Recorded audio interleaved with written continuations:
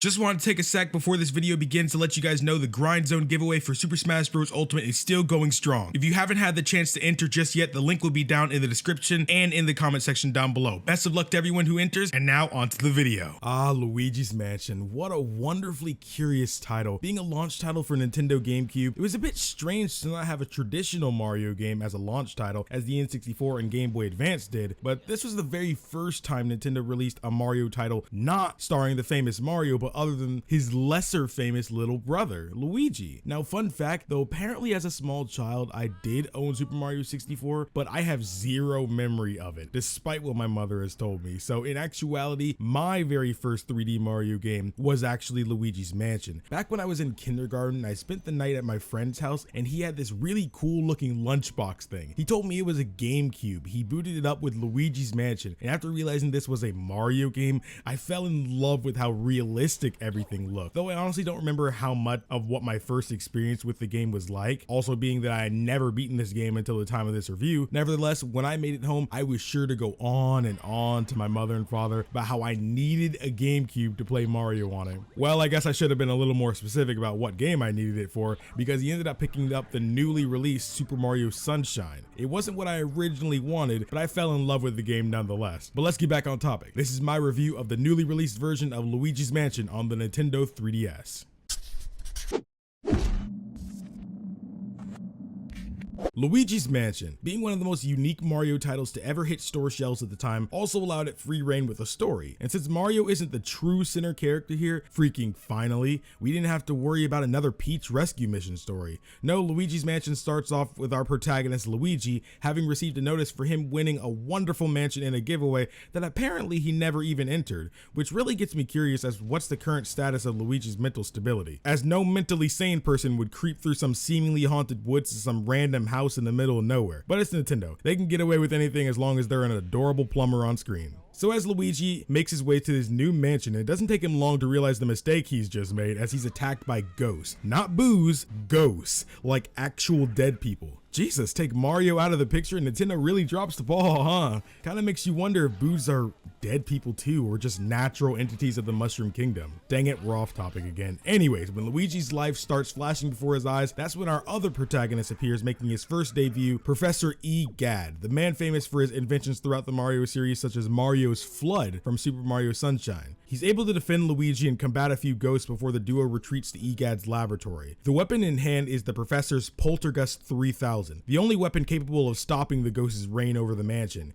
Egad informs Luigi that the mansion he supposedly won was never real to begin with. Not just the giveaway, but the building itself only appeared a few days prior to Luigi's arrival. That's when the professor lets Luigi know that before him, a man similar to Luigi, but with a red hat, went into the mansion and never returned. Realizing it was his brother Mario, Luigi sets out for the mansion again with Poltergust 3000 in hand, alongside the new Game Boy Horror, made by the professor to be a map of the inside of the mansion, a tracker of what ghosts have been captured, and a built-in communicator between the professor and Luigi. Geez, I'm sorry, but is there anything this guy can't make? How are they video chatting? I don't see no webcam. But with this, Luigi finally enters the mansion to find his brother, screaming and yelling included, along the way sucking up any ghost that crosses path. Though a few mistakes were made along the way, such as releasing boos into the mansion as well. He soon finds out that it's King Boo himself who's got Mario captive inside a painting. The only way to free Mario is to lower the amount of boos in the castle, making their strength dwindle, and then taking on King Boo himself to retrieve Mario. And that about does it. It's a bit more ambitious than any other Mario games at the time, but I can say a bit only because at the end of the day, it's still a rescue mission, like most Mario games. But I love the spotlight Luigi gets, so I'll savor that when I can, dang it. Going in, I can't exactly say this game changed the game with its soundtrack, as I honestly only remember one track from the game. That's the main theme of the game, when Luigi travels throughout the dark regions of the mansion. Though the funniest thing about it was I never grew tired of hearing it. Sure, it may have been repetitive, but it always set the mood perfectly. Going in almost blind still had me creeped out while navigating the first floor of the mansion,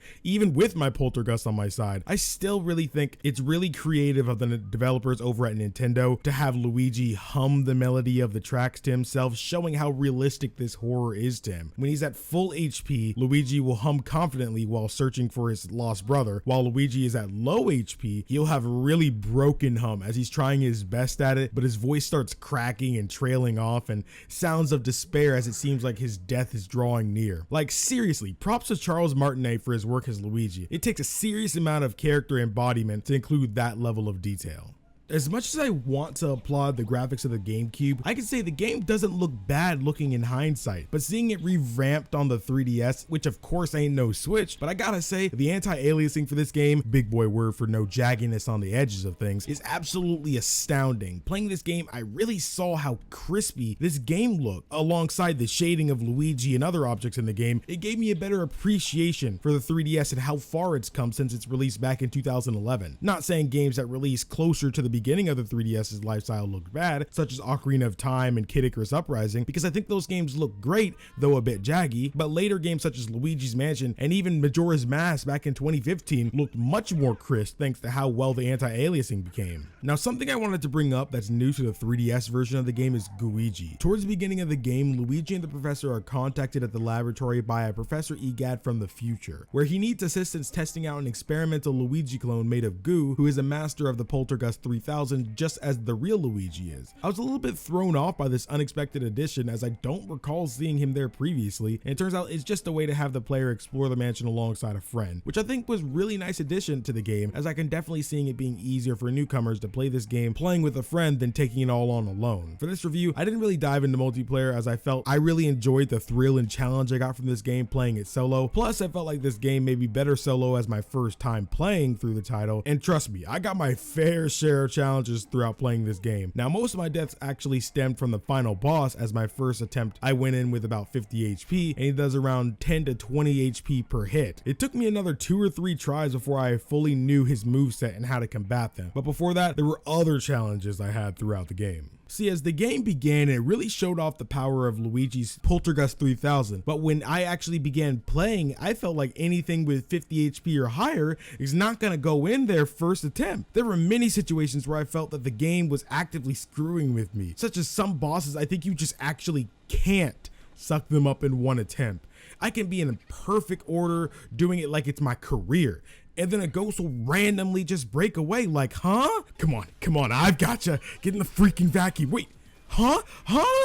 Nah, that's not possible. I had him, I swear. Yeah, that's gotta be the case. Though, putting that aside, I feel the game really sets the tone by when you walk through the hallways of each floor, you'll more than likely encounter ghosts who appear from the ceiling trying to jump scare you and throw a bomb your way. Though it did get a little annoying after a while to where I honestly just started running past all the enemies in hallways because I realized there was no actual point to attacking and capturing them. The only real reason to go get them is if they're in your way or you needed some HP. I think it was nice that when they decided to switch up the type of ghosts you went up against though, such as the ones that need one of Luigi's 3 elemental metals to defeat: water, fire, and ice. I don't know, there's something about engulfing a ghost in flames that just brings a little smile to my face. One great factor that's in this game and isn't actually explained until the very end of the game is all the money in this game. Luigi's Mansion is filled with objects and furniture that can be investigated, and 90% of the time doing so will reward you with more money. I ended off the game with around $46 million, but I'll tell you what's a load of crap. I ended up with around $46 million and I could only afford this tiny behind house. If that's how much homes cost in the Mushroom Kingdom,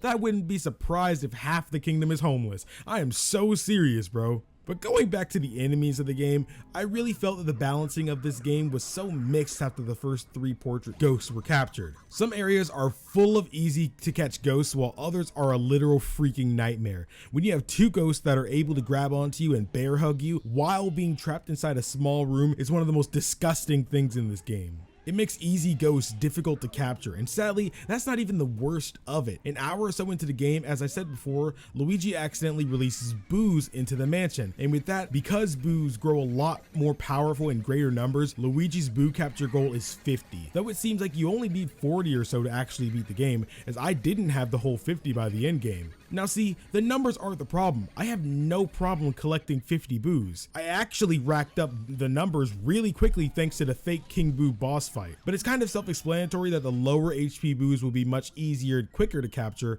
while higher HP boos will take longer and more difficult to capture. And I think it's really creative and cute that each boo has their own name and theme like Game Boo Advance. But what I found stupidly annoying is that after finding the hidden boo in a room and it's one with around 300 HP, I rage. And I normally wouldn't because a ghost with equal HP would still be a cakewalk. But boos are able to travel between different rooms when regular ghosts can't. But here's where it gets sick. Boos are able to access rooms you can't even get into yet. So say you're fighting a boo and about to capture him, but he flees into the next room over, but you don't have a key for that room. So it feels like you just wasted all of that time and energy over a boo you didn't even end up capturing, especially since the story can't even progress without a specific number of boos at some point. I definitely think things like that are a low point for this game. Well, that and that I found out HP was a bit scarce throughout the mansion. Maybe it's just RNG and I got unlucky, but I found it difficult to stay higher on HP. A lot of times as the game would give me cash when I needed HP. I found myself on more than a couple occasions returning to the professor's lab to reset my HP. I'm not sure if that was something you're supposed to be able to do or if it's just some flaw within the game, but it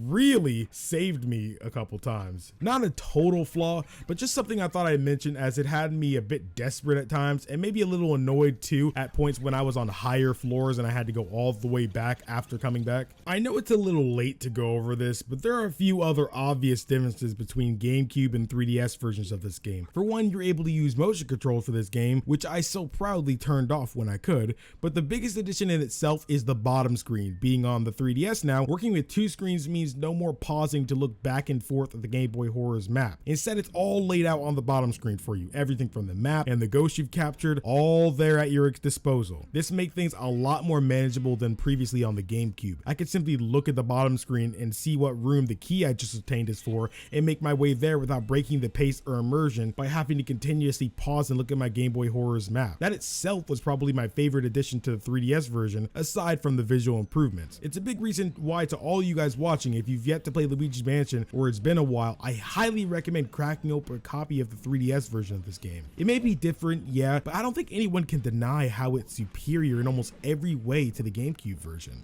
But with that, I hope you all enjoyed. I really appreciate all the support you Loyal Knights give me. Thanks so much for 2,000 subscribers, and it's only skyward from here. I did want to say that for this series, I probably won't be covering RPGs all that often, as they take much longer to complete, and for these videos, it requires me to play through a game fully so I can capture all of my experience. So if you see a lot more platformers and action-adventure type games, that's why, as this series is what I wish to be the bread and butter of my channel. So with that, why not leave me a like and let me know in the comments if you played this game before, or if not, and how the game looks to you. If you've enjoyed and haven't already, hitting the bell and subscribing will make sure you never miss a video again. Thank you all so much for watching. My name is KingdomAce, and remember, my Loyal Knights, to always look skyward.